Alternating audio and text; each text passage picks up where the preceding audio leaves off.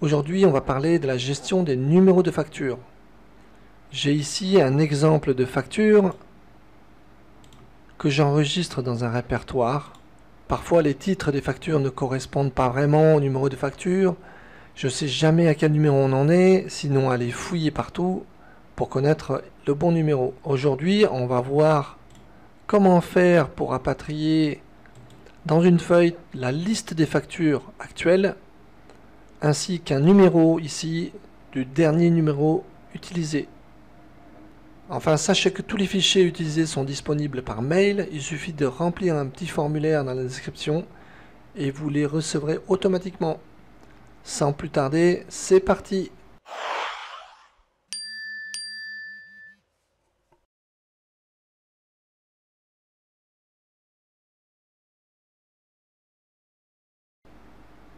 Hey, bienvenue à tous sur la chaîne Business Excel France, la chaîne de référence Excel qui va vous aider dans votre quotidien au boulot.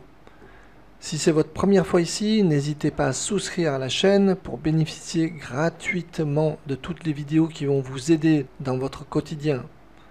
Dans cette vidéo, on va regarder comment gérer très facilement les numéros de facture.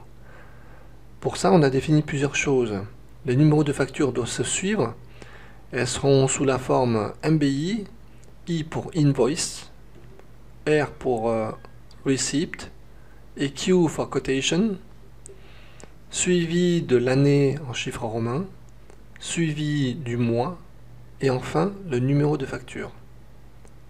Si ça vous intéresse de savoir comment on peut générer facilement ce type de numéro, laissez-moi un petit commentaire et je ferai une vidéo à ce propos. Une fois qu'on aura enregistré le document dans le répertoire prévu, ici, Power Query va se charger d'aller rapatrier les données de la facture et d'en faire un petit tableau de synthèse, comme stipulé ici. Pour les besoins de la vidéo, j'ai donc créé trois factures, 115, 116, 117, qui se présentent comme ça.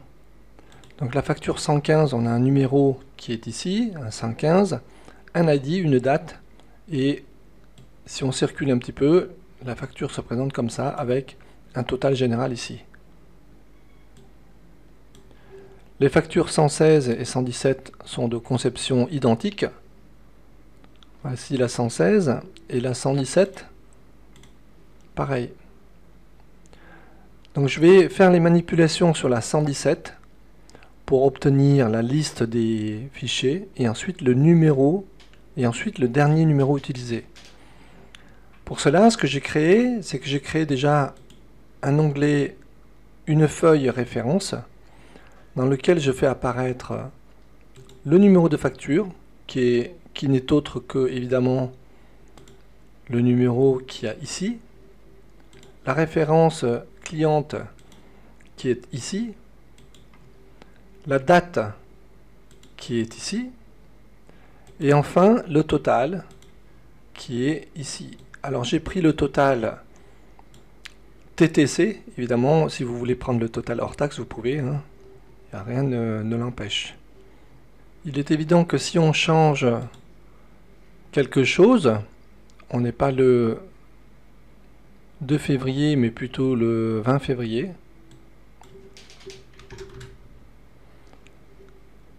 La référence va répercuter automatiquement.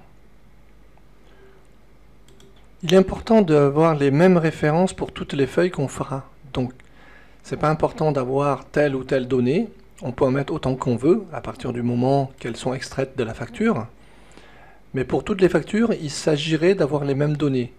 Ce n'est pas complètement obligatoire, mais ça va faciliter grandement les tâches. Maintenant, pour rapatrier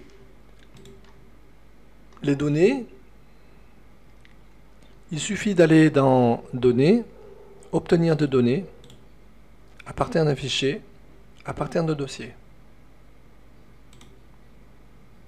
À partir de là, on choisit notre répertoire. Le mien, en l'occurrence, est facturier. On clique sur Ouvrir. Il n'y a rien dans le répertoire, c'est pas grave. Ouvrir. Et là, la fenêtre de Power Query nous ouvre la liste de ce qu'il y a dans le dossier pour bien être d'accord. on dit ici transformer les données. À partir de là, on a la vraie fenêtre Power Query qui s'ouvre, où on va ici avoir la liste, le contenu des fichiers. Donc si on clique dessus, on s'aperçoit bien que c'est bien le fichier dont on parle. Donc ici on a le nom, l'extension, la dernière date d'accession au fichier, la dernière date de modification, la date de création, les attributs et son emplacement. Il faut faire attention à une chose, c'est que Power Query est sensible à la casse. Donc un fichier XLSX, comme on va le voir ici, et XLSX avec un X en majuscule, c'est pas considéré pareil par Power Query. Quand on va faire une extraction des fichiers, ce fichier-là n'est pas le même que celui-ci. Donc ce qu'on va faire, c'est qu'on va commencer à transformer, à homogénéiser les noms. Je vais sélectionner la colonne Name et la colonne Extension en cliquant sur CTRL et en cliquant sur le titre. Et à partir de là, je vais dire transformer, format, minuscule. Et là, on a des fichiers homogènes. Donc maintenant, je vais juste sélectionner ici les fichiers XLSX.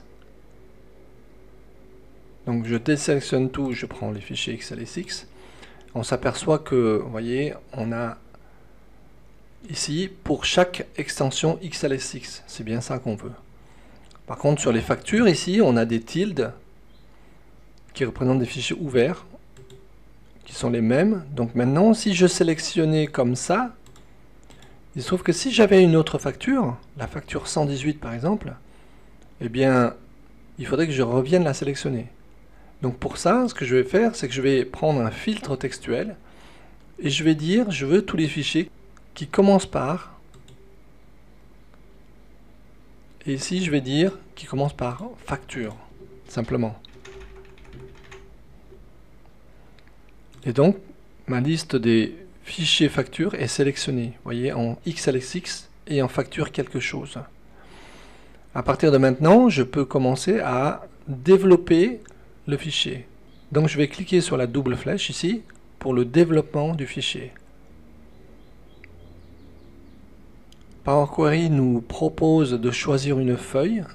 On va prendre la feuille référence puisque c'est celle-là qui nous intéresse. Et vous voyez qu'ici, il nous affiche également le contenu de la feuille. C'est bien ça qu'on veut.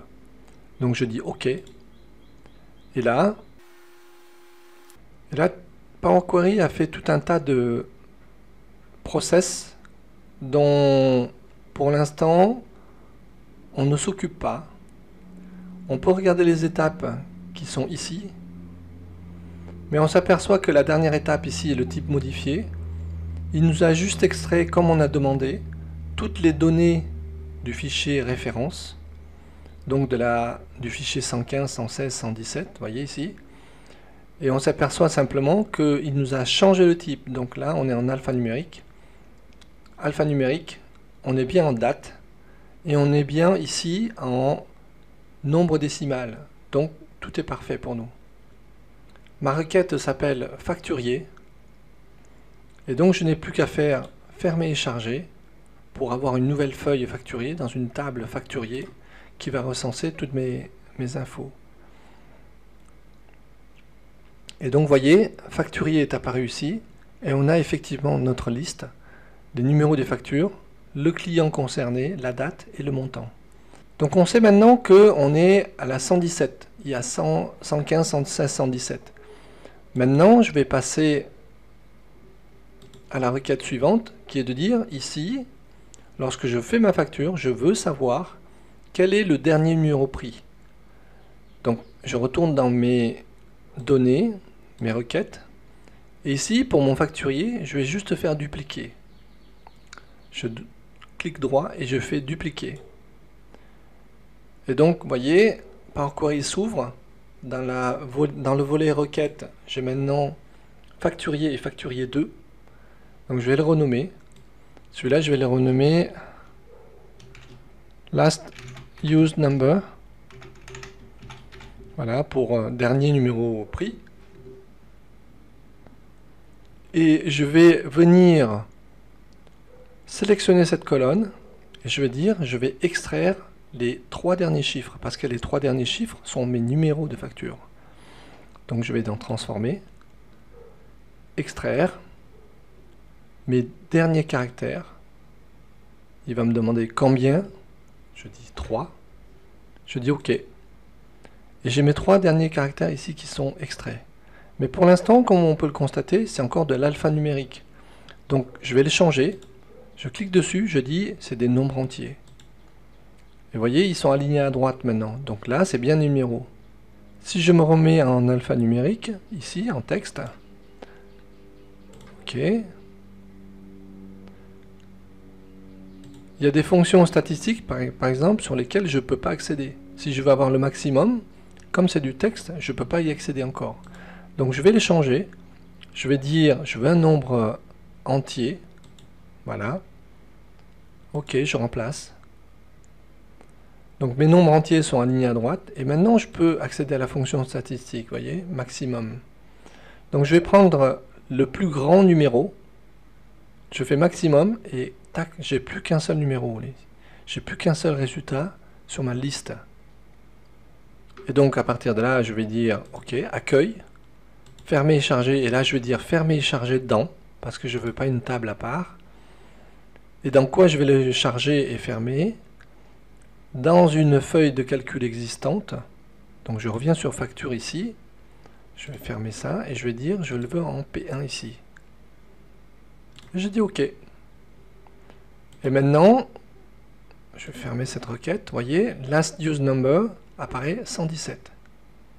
Supposons que je fasse une facture maintenant. Je vais prendre le numéro 118 donc, puisque je sais que le 117 est pris. Je prends le numéro 118, je fais fichier enregistré sous.